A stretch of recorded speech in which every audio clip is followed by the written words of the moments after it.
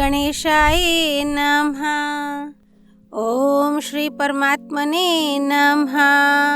संक्षिप्त गरुड़ पुराण आचार कांड आयुर्वेद प्रकरण अध्याय 166 वात व्याधि निदान। धन्वंतरी जी ने कहा, हे सुश्रुत, अब मैं आपको वात व्याधि का निदान सुना रहा हूँ, उसे आप सुने।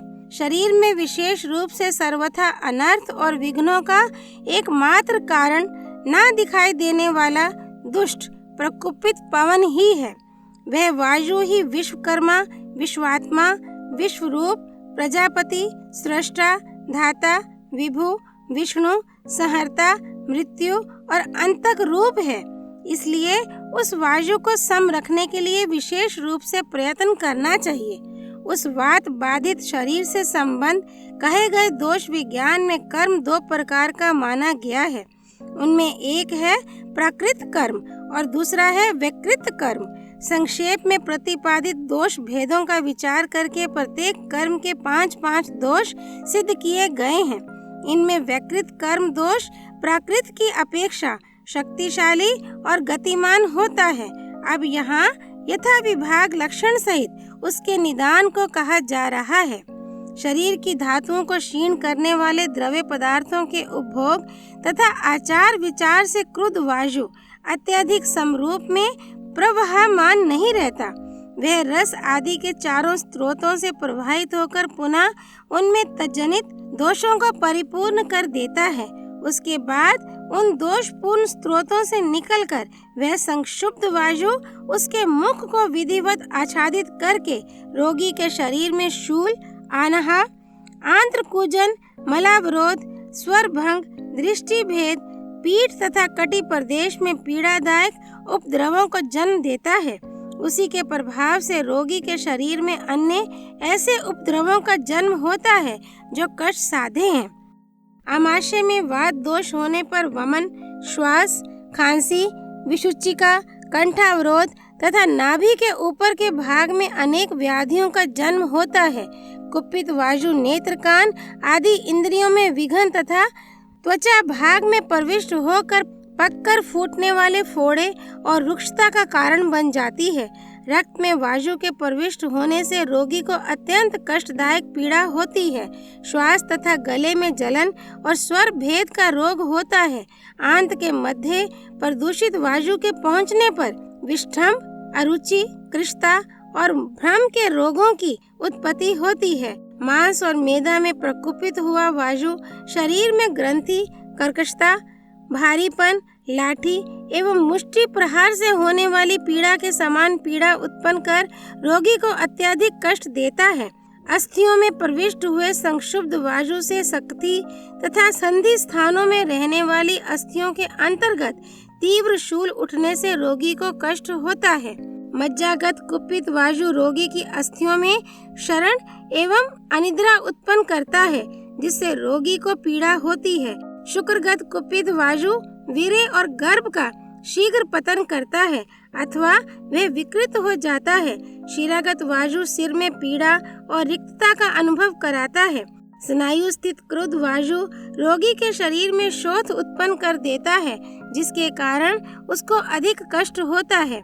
शरीर के संधि स्थानों में प्रवाहमान प्रकुपित वायु के कारण रोगी जल से परिपूर्ण दृष्टि, गलगंड, स्पर्श तथा शुष्कता के उपद्रव से ग्रस्त हो जाता है। शरीर के समस्त अंगों में कुपित वायु के प्रविष्ट हो जाने पर पीड़ा, टूटन और स्फुरण का दोष होता है। स्वप्नावस्था में विकार होने से वायु स्तंभन, अक्षेपण, संधिभंग तथा कंपन का दोष प्राणी के शरीर में उत्पन्न कर देता है। जब क्रुद्ध वायु शरीर की संपूर्ण धमनियों में बारंबार प्रवाहित होने लगता है तो उस समय शरीर के अंग विक्षिप्त हो उठते हैं। इस व्याधि को अक्षेपण नाम से कहा गया है।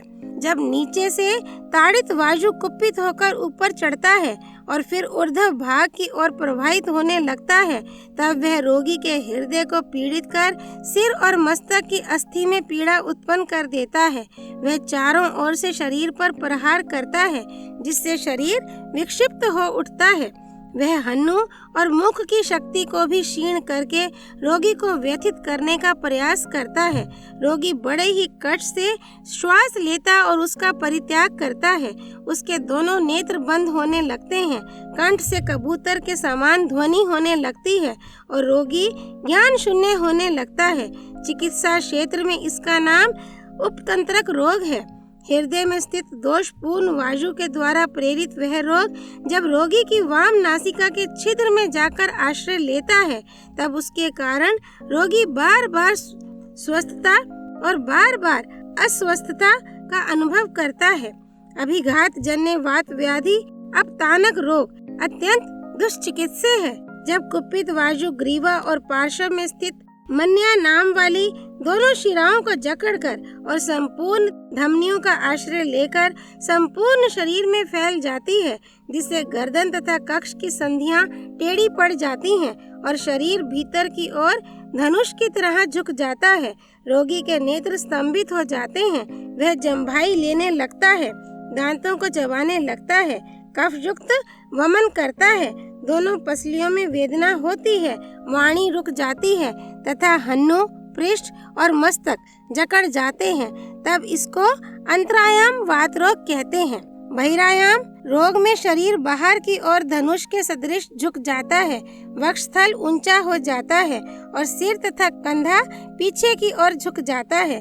दांतों तथा मुख का रंग बदल जाता है, पसीना अधिक आता है, शरीर शिथिल हो जाता है। इस वात व्याधि को बाह्याम या धनु स्तंभ कहा जाता है। रोगी के मल, मूत्र और रक्त में प्रविष्ट हुआ वात दोष संपूर्ण शरीर में व्याप्त होकर शरीर में अनेक प्रकार के दोष उत्पन्न करता है।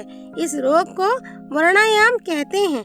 जिस वर्णायाम रोग में रोगी को अत्यंत तृषा हो और उसका शरीर पीला पड़ गया हो, वह असाध्य होने से वर्जित है। सभी प्रकार के आक्षेपक रोगों में वायु का वेग शांत हो जाने पर रोगी स्वस्थ हो जाता है। जीवा को अत्यधिक रगड़ने और उष्ण भोजन करने से हन्नू अर्थात छोड़ी में स्थित वायु कुपित होकर हन्नू भाग में स्तंभन दोष उत्पन्न करके मुख को खोल देता है अथवा बंद कर देता है।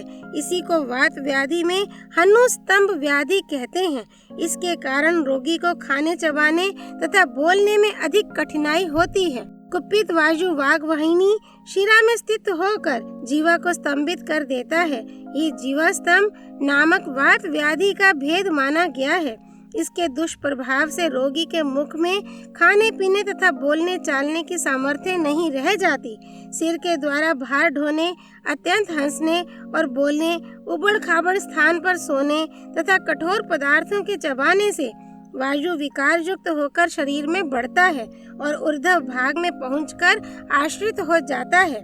इससे रोगी का मुख टेढ़ा हो जाता है, वह ऊंचे स्वर में अट्टहास करता है तथा किसी और अपने नेत्रों को एकटक लगाकर ध्यान मगन होकर देखता है। उसके बाद उसी दोष से रोगी की वाक शक्ति शिथिल पड़ जाती है, नेत्रों में स्तब्धता छा जाती है, दांत किटकिटाते हैं, स्वर भंग हो जाता है, बहरापन तथा अंधत्व का दोष आ जाता है।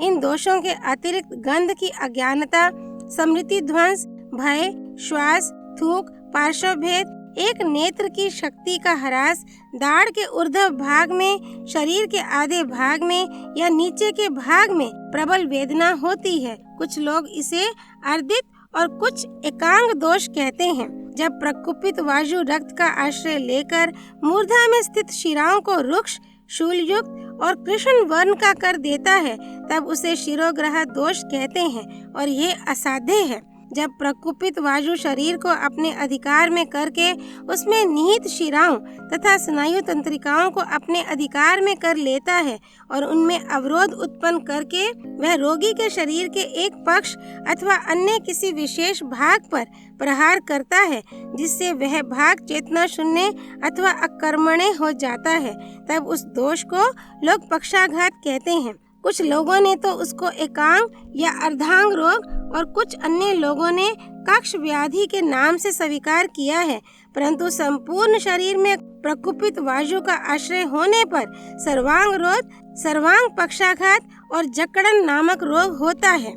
जो पक्षाघात रोग केवल वात के कारण होता है, वह अत्यंत कष्ट साध्य है। जब वह वात रोग, पित्त आदि अन्य दोषों के संयोग से होता है तब कष्ट साध्य, तथा जो वात रोग धातुओं के क्षय हो जाने से होता है वह असाध्य होने से वर्ज्य है। कफ से युक्त वात जब अमाशय में अवरुद्ध हो जाता है तब उस समय रोगी के शरीर को वह जकड़ देता है। उसके कारण रोगी का शरीर डंडे के समान सीधा हो जाता है, इसीलिए इसको दंडापत्तानक कहा जाता है। ये संपूर्ण दोषों से समन्वित होने पर निश्चित ही असाध्य बन जाता है। स्कंद प्रदेश के मूल भाग से उठा हुआ प्रकुपित वायु उसकी शिराओं को संकुचित करके बाहुओं की स्पंदन शक्ति को नष्ट कर देता है। उसे अवबाहुक रोग कहते हैं। भुजाओं के पृष्ठ भाग से होकर प्रत्येक अंगुली के तल प्रदेश तक जो एक मोटी नाड़ी जाती है उसका नाम कंडरा है। उसमें कुपित हुआ वात उसके कर्म सामर्थ्य को समाप्त कर देता है। उसको विशुचि कहा जाता है। रोगी के कटी प्रदेश में रहने वाला वायु जब जंघा प्रदेश तक जाता है तो अपनी उस मोटी कंडरा नाड़ी को आक्षिप्त कर देता है, अर्थात उसे जकड़ लेता है। इससे रोगी खंज लंगड़ा हो जाता है। जब दोनों जंघाओं की नसों को जकड़कर दोनों पैरों की कंडराएं आक्षिप्त हो उठती हैं तब उस रोग को पंगु कहा जाता है। जब रोगी चलने में कांपने लगता है और खंजन पक्षी की भांति लंगड़ाते हुए चलता है, उसके संधि बंधन शिथिल पड़ जाते हैं तो उस दोष को क्लाय खंज नामक रोग मानना चाहिए। जीर्ण या अजीर्ण अवस्था में शीतल, उष्ण, द्रव पदार्थ, शुष्क, गुरु, स्निग्ध भोज्य पदार्थ का सेवन, अधिक परिश्रम, संक्षोभ, शैथिल्य तथा अधिक जागरण करने से वात कफ युक्त मेद अत्यधिक मात्रा में संचित होकर पित्त का पराभव करके शरीर को परिव्याप्त कर लेता है। अंतश्लेष्म के द्वारा जंघा प्रदेश की हड्डियों के दोष समन्वित होने पर स्तंभन रोग उन्हें ग्रसित करता है। उस समय शीत वात दोष के प्रभाव से जंघाओं की हड्डी शिथिल पड़ जाती है। उस दोष के प्रभाव के कारण रोगी का वह अंग श्याम वर्ण का हो जाता है, उसमें जड़ता आ जाती है। रोगी तंद्रा, मूर्छा, अरुचि और ज्वर के उपद्रवों से ग्रस्त हो उठता है। इस रोग को उरुस्तंभ कहते हैं। दूसरे लोग इसको बाह्यवात भी कहते हैं। वायु और रक्त दोनों के कुपित होने से जानुं में घुटनों के मध्य जो शोथ उत्पन्न होता है वह महाभयंकर पीड़ादायक रोग है। इसमें शोथ सियार के सिर के समान स्थूल माना गया है, इसलिए इसको क्रोष्टुक शीर्ष के नाम से कहा जाता है। जब ऊंचे नीचे पीड़ादायक विषम स्थान पर पैर रखने से अथवा अत्यंत परिश्रम से वायु कुपित होकर गुल्फ टखने में आश्रित हो जाता है तो उसे वात कंटक रोग कहा जाता है। जब पार्श्वनी भाग के सम्मुख अंगुली की शिराओं को प्रकुपित वायु पीड़ा उत्पन्न करते हुए पांवों की गमन शक्ति नष्ट कर देती है तब उसे गृध्रसी रोग कहते हैं। कफ और वायु के प्रकुपित होने से जब दोनों पैर झुनझुनाने लगते हैं और सुन्न भी हो जाते हैं तब उस दोष को पादहर्ष कहा गया है। पित्त तथा रक्त से संश्रित वात प्राणी के दोनों पैरों में दाह उत्पन्न कर देता है। विशेष रूप से वैसी अवस्था अधिक चलने से ही आती है। वात दोष में इस दोष भेद को पाददाह नाम से संबोधित किया गया है।